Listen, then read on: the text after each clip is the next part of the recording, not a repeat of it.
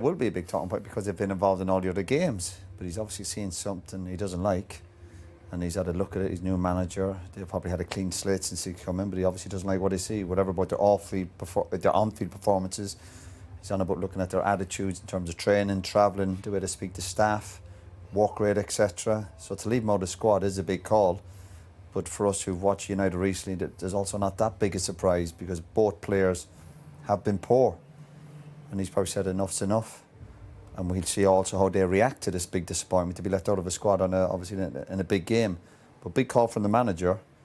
But I like to see it. He's putting a marker down to these players, and it's now how these lads react to it. Don't you think it's pretty sad, though, a local boy in Rashford who was supposed to be the talisman for this team, to see the way his career sort of materialised over the last couple of years? He had that couple of good seasons, and he thought, now is the time to be the leader and to be not involved in a derby. It must be heartbreaking. Of course. Well, you hope he's disappointed, because the derby should mean as much to a local player as much as anybody, so it will be a setback for him. But we've seen it coming. We've been talking about Marcus for the last year or two, attitude, off the field stuff, obviously a couple of issues going on.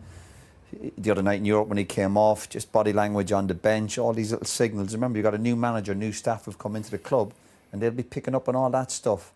And clearly he said he's been looking at it and he's not happy with it. He's the manager. Big call. There's a player in there, though, somewhere, isn't there? There's a player in there. You can't have all them attributes. He's good technically.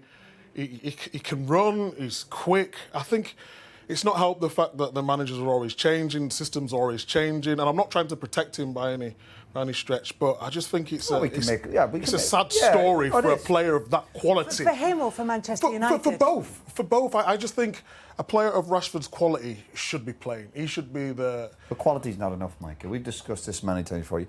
Quality in terms of picking moments in the game, and which he's not even been great at recently. He got 30 goals 2 years ago. We're talking about a player who can do it.